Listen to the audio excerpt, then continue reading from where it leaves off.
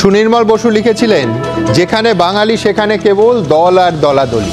তবে ইদানিং বাঙালির পাশে আসলে কে বেশি দাঁড়াচ্ছেন সেই নিয়ে দলাদলি একেবারে চরমে উঠেছে। ভিন রাজ্যে বাঙালি হেনস্থার প্রতিবাদে আজ মহামিছিল করলেন মুখ্যমন্ত্রী।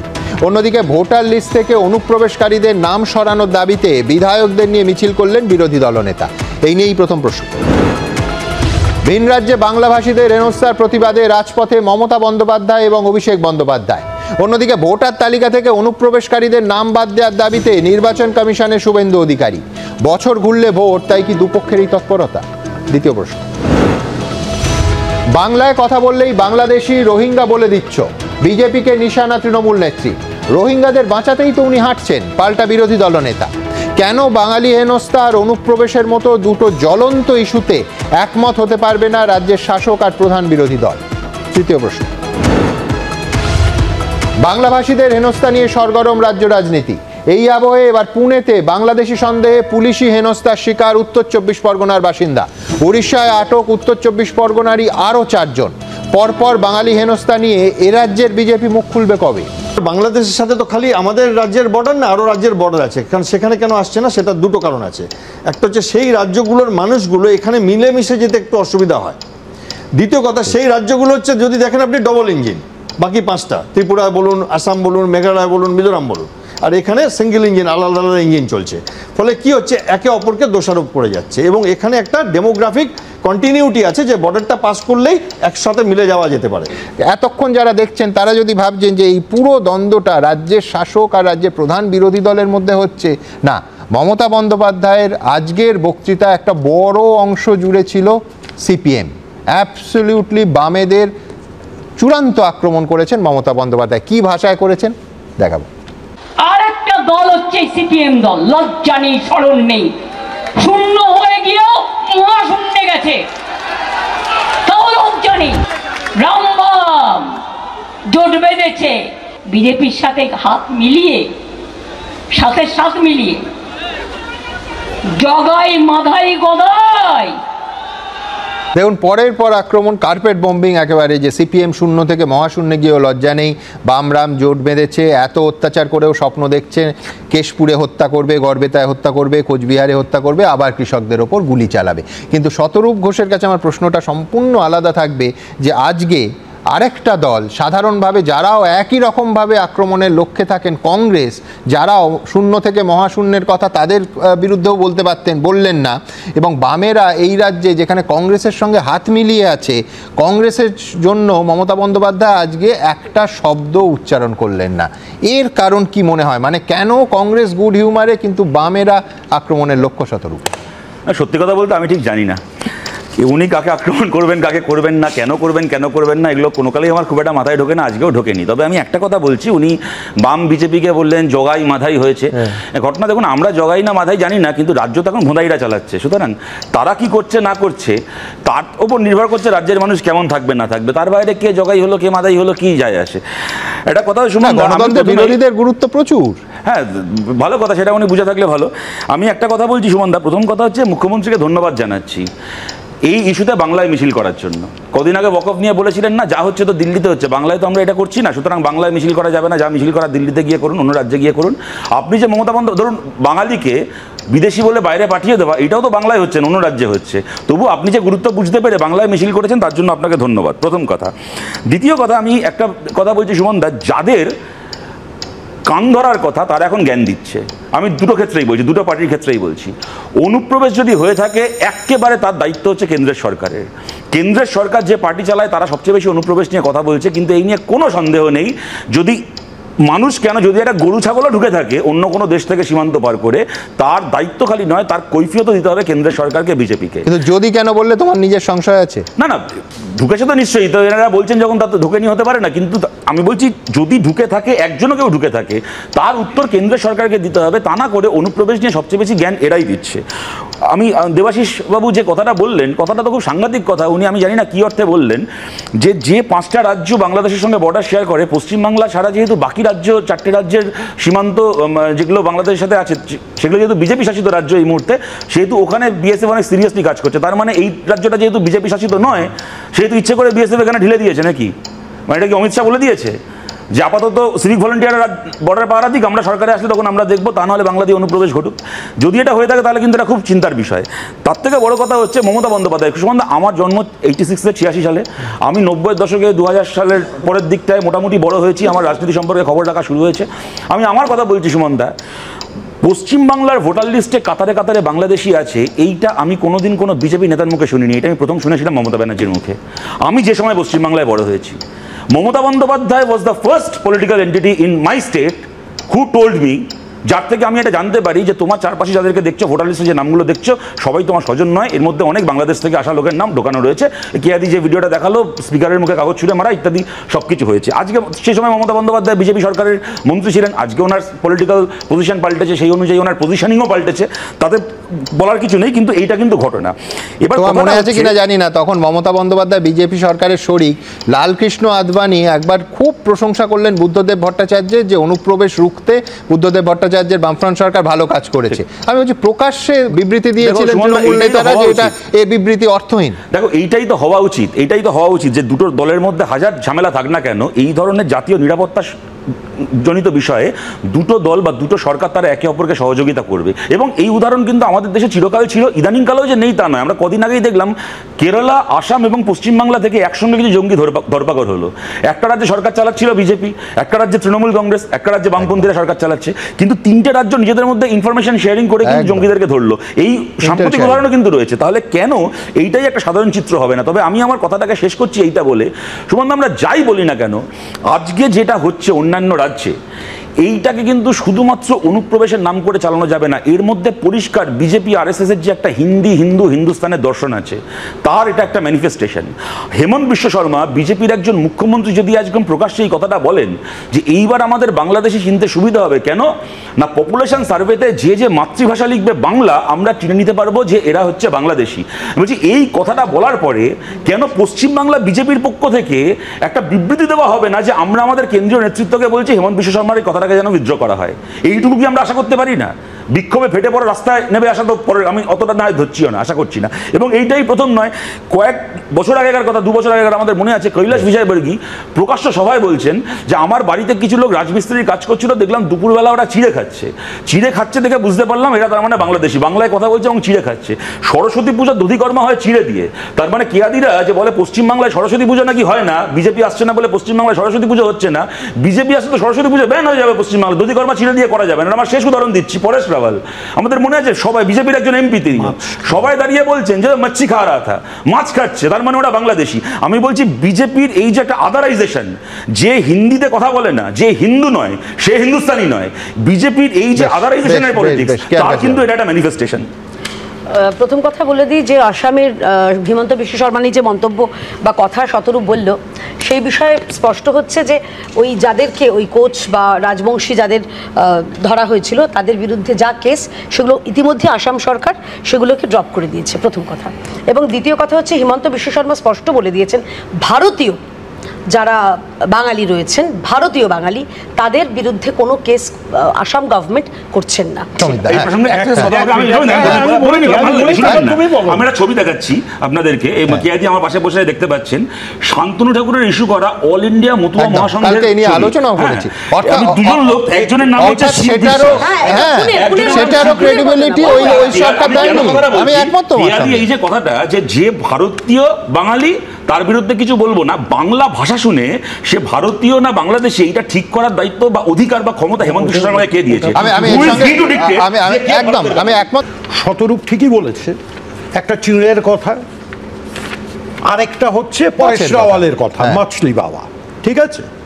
আমি তার সঙ্গে অতিরিক্ত একটা অ্যাড করছি, বিজেপি বলেছিল লুঙ্গি পরা মানে এরা মুসলমান, হিন্দুরা লুঙ্গি পরে না। এটা কোথায় বলেছেন জানা না, আপনি আমি বলছি, আমার এখনো আমার স্মৃতিটা নষ্ট হয়ে যায়নি। প্রধানমন্ত্রী বলেছিলেন যে পোশাক দেখে চেনা যায়।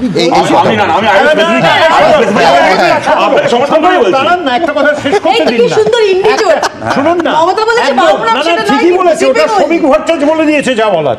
সেটাই তো বিব্রত হয়েছে সিপিএম, তার কারণ শ্রমিক বর্জন মহাজোটের তত্ত্ব বলে আমি দিয়েছে খুব না। বিব্রত না, না, বলেননি। দ্বিতীয় কথা, না, না, শ্রমিকটাকে এরকম ভাবে না, আপনি distort করে বলতে পারেন না। আরে বাবা, উনি আপনার একটা- প্রতিবেশী হতে পারে। আপনার পঞ্চম দ্বিতীয় কথাটা বলেন, শুনুন না, শুনুন না। 5 নম্বর দ্বিতীয় কথাটা বলবেন, শুনুন না, বলেন, উনি বলেন, একটা হ্যাঁ। উনি একটা দস্তাবেজের কথা বললেন না, 13টা প্রমাণপত্র না 14টা প্রমাণপত্র।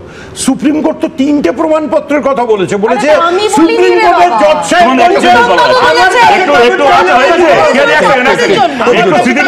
একটু স্মৃতিবিভ্রাট হচ্ছে বলে অনেকে মানে স্মৃতিবিভ্রাট হচ্ছে বলে মনে করিয়ে দিই, ঠিকই কথা। বিজেপির পক্ষ থেকে লুঙ্গি পরা মানে বাংলাদেশি বলা হয়েছিল, কে বলেছিল তাও বলে দিচ্ছি। প্রেস কনফারেন্স করে জয়প্রকাশ মজুমদার বলতো যে লুঙ্গি বাহিনী লাথি মেরেছে আমাকে, সেই জয়প্রকাশ মজুমদার এখন পারমিশন দিলে সমীরদা মুখ খুলতে পারে। ওটা কেমন? কেন্দ্রীয়- ওটা জানা আছে, কেন্দ্রীয় হয়ে গেছে, বলতাম, হয়ে যায়, জানা আছে হ্যাঁ। ওটা। ওটা লুঙ্গি প্রেস কনফারেন্স করে মমতাজ বেগম, এক সেকেন্ড, মমতাজ বেগম বেশ, বেশ, লুঙ্গি বাহিনী, বেশ, মমতাজ বেগম, যার মমতাজ জন্যে- বেগম আর যার লুঙ্গি জন্যে বাহিনী, মমতা বন্দ্যোপাধ্যায় মমতাজ বেগম, নাম শুনেছেন? বাঙালিকে এনে তাকে প্রার্থী করলেন। প্রার্থী করলেন, একজন বাঙালি ছেলে বা মেয়েকে বঞ্চিত করে। আপনার বাংলাভাষীদের প্রতি প্রীতির কথা মনে ছিল না সঞ্চালক মহাশয়? আমি এই স্বাধীন ভারতে বাঙালি হয়ে জন্মেছি এবং আমি কোনো রকম রিজার্ভেশনের সুযোগ না নিয়ে সেন্ট্রাল সিভিল সার্ভিস পরীক্ষা দিয়ে আইপিএস হয়েছি। কিন্তু আমি যখন সিনিয়র মোস্ট ডিজি ছিলাম, আমার ডিজি হওয়ার কথা, ডিজি পদ থেকে আমাকে বঞ্চিত করে একজন অবাধ বাঙালিকে ডিজি করার জন্যে আমাদের রাজ্যের মাননীয় মুখ্যমন্ত্রী আমার বইয়ে লেখা জাল করে, শুধু তাই না সুপ্রিম কোর্টের রায় জাল করে আমার বিরুদ্ধে প্রসিডিং করেছেন। এই কথা যদি মিথ্যে বলছে, আমার বিরুদ্ধে ব্যবস্থা নিন। বেশ, যদি আমি মিথ্যা না বলি, সমীরদার কাছে তাহলে আসি। আজকে হ্যাঁ, বাঙালিদের জন্য এত দরদ উথলে পড়ছে কেন? আমি বলছি যে ইউসুফ পাঠান, উনি নামটা বলেননি, আমি নামটা বলেছি। কেন এই বাংলার প্রার্থী হবেন যিনি একটা বাক্য সঠিকভাবে বাংলায় বলতে পারেন না? আমি তার আগে নজরুল বাবুর একটা প্রশ্নের উত্তর দিয়ে দিই। হ্যাঁ। উনি বেসিক্যালি তৃণমূল বিরোধী। কেন উনি তৃণমূল বিরোধী আজকে নিজ মুখে বলে দিলেন। উনি ডিজি উনি হতে পারেননি, হ্যাঁ, এবং অবশ্যই। সেটা মমতা বন্দ্যোপাধ্যায় করেননি। উনি বললেন একটু আগে হ্যাঁ। কেন আপনি বলেছেন। আপনি তার জন্য এটা- বাঙালি এক হয়ে সেকেন্ড, যাবেন রোজ সারা এক সেকেন্ড, এক জীবন। সেকেন্ড। আমার একটা ওনার এটা একটা ব্যক্তিগত বক্তব্যের আক্রমণ হলো। পরিপ্রেক্ষিতে কথা তার বলছি। বাইরে বুয়াদার কথার মধ্যে আমি সরি টু সে, আমি কোনো রাজনৈতিক যুক্তি খুঁজে পেলাম না। এটা একজন মানুষকে ব্যক্তিগতভাবে আক্রমণ না, করা হলো। ব্যক্তিগত উনি আমি আপনার মাঝখানে বলছি না, উনি তো সেই তাহলে কথাই তাই বললেন। বলুন। বেশ, বেশ, বেশ, আমার এগোতে হবে, এখনো তিনজন বলার সুযোগ পাননি। তাহলে কেন বলবো না? তাহলে কেন এটা করছেন? এটা কেন করছেন? তবে আমি একটা কথা বলছি, আমি নজরুল সাহেবের সাথে একটা জায়গাতে একমত হয়েও আমি তার অতিক্রম করে একটা কথা বলতে চাই। মমতা বন্দ্যোপাধ্যায়ের বাঙালি প্রীতি নিয়ে ধান্দাবাজি আছে, এই নিয়ে কোনো সন্দেহ নেই। কিন্তু আজকে যে পরিবেশটা চলছে গোটা দেশ জুড়ে, আমি খালি বলছি এটা কয়েকটা লোককে খালি ধরে তাড়িয়ে দেওয়ার ব্যাপার না। তুমি সুমনদা কালকে যদি কোনো একটা ভারতের কোনো একটা রাজ্যে ধরো পরিবার নিয়ে বেড়াতে যাচ্ছ, খালি একটা স্টেশনারি দোকানে দাঁড়িয়ে যখন কোনো জিনিস কিনবে, তোমার উচ্চারণ শুনে বাংলা তুমি বাঙালি এটা বুঝে আশপাশের লোক যে তোমার দিকে সন্দেহের চোখে তাকাবে না। এই অবস্থায় যে আজকে বাঙালিকে গোটা দেশে পড়তে হচ্ছে, এটা কি আমাদের প্রাপ্য ছিল? সুতরাং মমতা বন্দ্যোপাধ্যায় ধান্দাবাজির বিরুদ্ধে আমাদের কথা বলতেই হবে। কিন্তু যেটা তুমি আজকে ও গোটা যে দেশ জুড়ে- শব্দটা বলছে এটা স্টিগমা। বাঙালি হওয়া কি আজকের পৃথিবীতে দাঁড়িয়ে, আজকের দিনে দাঁড়িয়ে স্টিগমা? আপনারা তো আরেকজন আছেন তো আপনার এই ধরুন যে শেক্সপিয়ার বলুন। বিজেপি শাসিত রাজ্যগুলোতে অর্থাৎ বাংলা ভাষায় কথা বলা যে লোক পাচ্ছেন, তাদের যদি তারা পরীক্ষা নিরীক্ষা করে সত্যিই সন্তুষ্ট হন যে এরা ভারতীয় নন, তাদের বাংলাদেশে পাঠাতে পারেন। কিন্তু আমার প্রশ্ন হচ্ছে যে পাঠানোর পর তাহলে আপনি ফেরত আনছেন কেন? ঠিক, একদম। আচ্ছা, তার এটা- মানে আপনার পরীক্ষা নিরীক্ষাটা সঠিক ছিল না? না, এটা মমতা ব্যানার্জি এবং বিজেপির কেন্দ্রের নেতাদের সঙ্গে সমঝোতার ফল। মমতা ব্যানার্জি যাতে আপনি আগে শুনুন, বলতে পারে, একটা তার জন্য করা হয়েছে। একটু আগে তো কি প্রমাণে আছে আপনার কাছে? বলুন আপনার কাছে কোন সমঝোতার কথা বলছেন? এই যে কোন সমঝোতা- সমঝোতার কথা এই যে বলছেন? সমঝোতা, এটা তো বুঝতে পারছি মানুষগুলোকে এখান থেকে আরে উনি বারবার ভাবেন আমিও খুব সাধারণ মানের একটা অঙ্ক রাখি। সেটা হচ্ছে ধরুন এই কালীগঞ্জে ভোট হলো, কালীগঞ্জে ভোটার তালিকা সংশোধন হলো, সাধারণ সংশোধন। সেখানে একটা বিধানসভায় কতগুলো নাম বাদ যেতে পারে আন্দাজ করুন? 6000। ভুল শোনেননি, 6000। এইবার অজস্র উদাহরণ দেওয়া যেতে পারে, আমি শুধু এটা গড় করছি। ধরুন একটা বিধানসভা কেন্দ্রের যদি 6000 নাম বাদ যায়, আমাদের রাজ্যে বিধানসভা কেন্দ্র কত? 294টা। সেখানে প্রত্যেক কেন্দ্রে যদি 6000 আমি গড় করি, সংখ্যাটা দাঁড়াচ্ছে 17,63,000। আবার বলছি 17,64,000।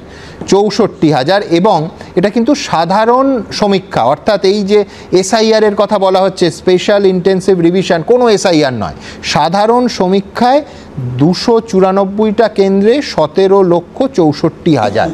এরপর দেবনারায়ণদার কাছে আমার একটা ছোট্ট প্রশ্ন থাকবে, কারণ তৃণমূলের তরফ থেকে ইতিমধ্যেই এই দাবিটা উঠতে শুরু করেছে। কোনো সুস্থ মানুষ এই দাবি করতে পারেন যে 2024-এর তালিকাকে বেস করে 2024-এর ভোটার তালিকা অটুট রেখে 2026-এর ভোট করতে হবে? আমি বলছি একটা বিধানসভায় যদি 6,000 হয়, 294টা বিধানসভায় প্রায় 18 লক্ষ হয়, তার রিভিশন হবে না? তার বেস হতে পারে 2024-এর ভোট। কেন এই দাবি করা হচ্ছে? রাজনৈতিক উদ্দেশ্যে? সুমনবাবু, এই যে সমীক্ষাটা দেখালেন, একটা হচ্ছে কাকদ্বীপের কিছু কলোনিও গড়ে উঠেছে সেখানে হিন্দুরা, এবং তাতে বলা হচ্ছে এটা সমীক্ষা না, এটা অভিযোগ। না না, অভিযোগ এটা আপনারাই দেখাচ্ছেন পুরো ভোটটা, এবং এটাও সত্য যে ওই এবারে ভোটটা হয়েছে, আপনাদের সমীক্ষায় বলছে তৃণমূল ভোট কম করেছে, মানে কম পেয়েছে, তাদের কার্ড করে দিয়েছে, কিন্তু ভোটও তৃণমূল এবারে কম পড়েছে, তার মানে তৃণমূল রেগে গেছে। কিন্তু আমার কথাটা এখানে খুব ইন্টারেস্টিং, কি বলছেন যে কার্ড তৃণমূল করে দিয়েছে কিন্তু তৃণমূলকে ভোট দেয়নি বলা হচ্ছে, কিন্তু ভোট 6,000 কম পেয়েছে, তো পরিষ্কার সমীক্ষা। না, এটা বলিনি আমি, পুরোটা বললাম কালীগঞ্জ যার ভোট হলো। কালীগঞ্জের কথা শুধু বলছি না, এটা তো কাকদ্বীপ, দাদা কাকদ্বীপ কালীগঞ্জ আপনার গুলিয়ে গেছে।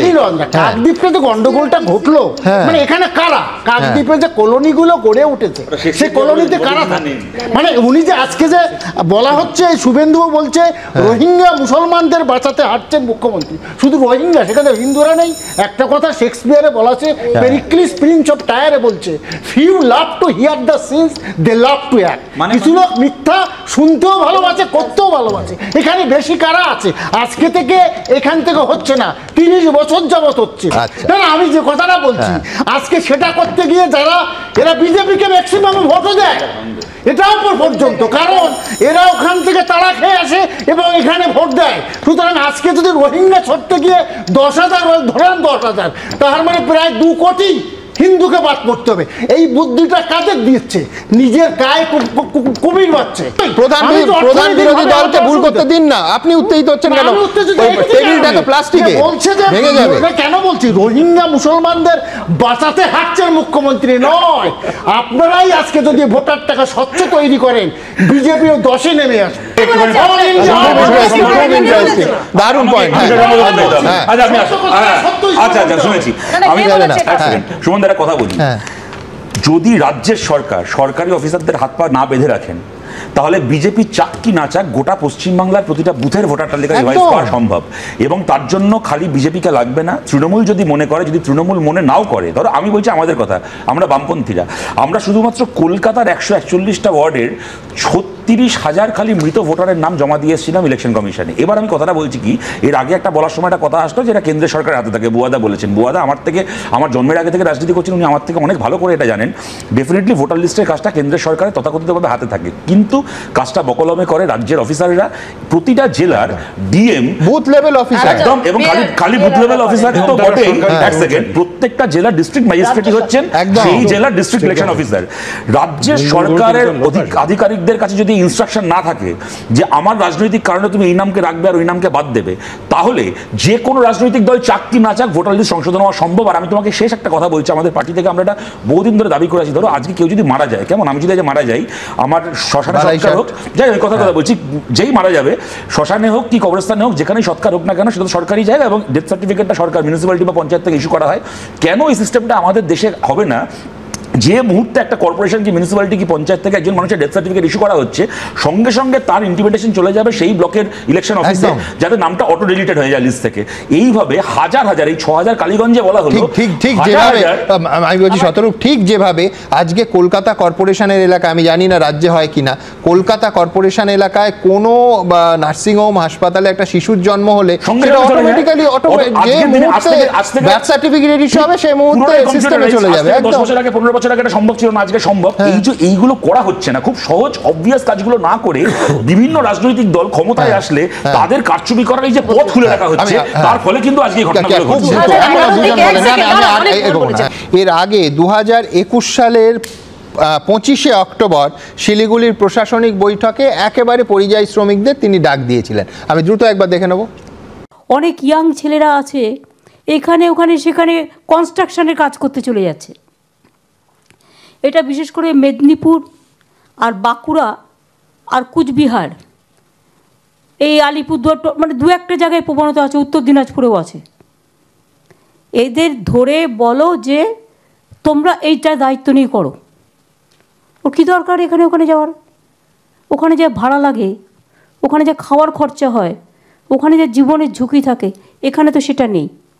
বিনা পয়সায় রেশন, বিনা পয়সায় পড়াশোনা, বিনা পয়সায় স্বাস্থ্য, ঘরে লক্ষ্মীর ভাণ্ডার, ছেলে মেয়েদের ভবিষ্যৎ এখান থেকেই হবে।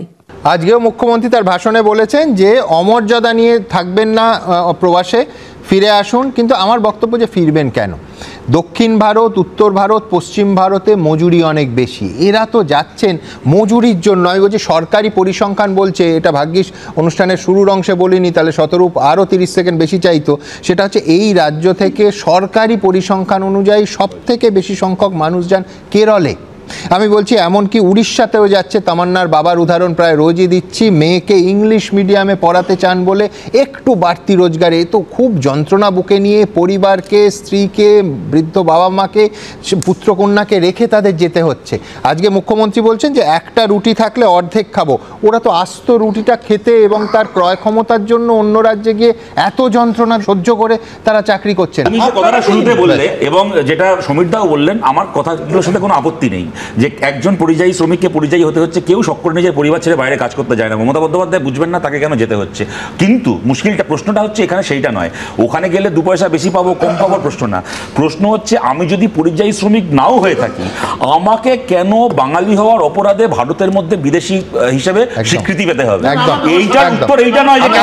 আমি সবার কাছে যাব, এখনো একজন বলার সুযোগ পাননি, দেবনারায়ণ সরকার। আচ্ছা, আমি আনন্দবাজার পত্রিকা ডিসেম্বর 24, 2024-এ একটা 7 পেজ পরিযায়ী শ্রমিকদের গন্তব্যের তালিকায় প্রথম 5-এ পশ্চিমবঙ্গ।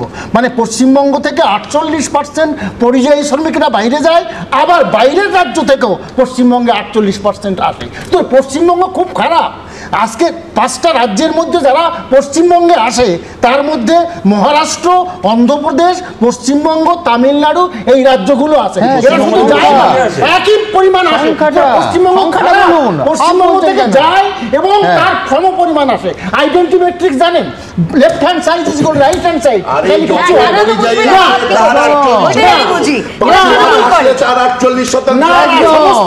তার মানেটা কি পশ্চিমবঙ্গ থেকে প্রচুর লোক আসছে, তাতে আজকে যাচ্ছে যা আসছে। আজকে 50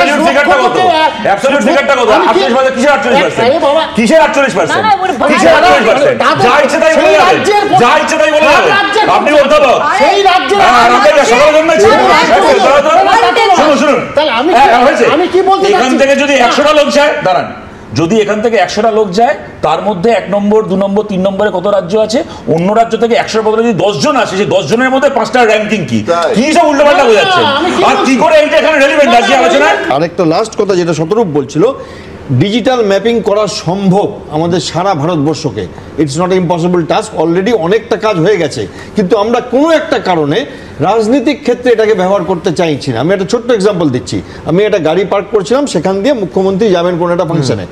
আমি যেখানে বাজার করছি আমার কাছে পুলিশের ফোন এলো। উনি আমার গাড়ির নাম্বার দেখে, আমার ফোন নাম্বার দেখে বললেন আপনার গাড়িটা আমি একটু সরিয়ে দিচ্ছি। আমি সরিয়ে দিলাম। It's very much possible in today's world যে ডিজিটাল ম্যাপিং হবে।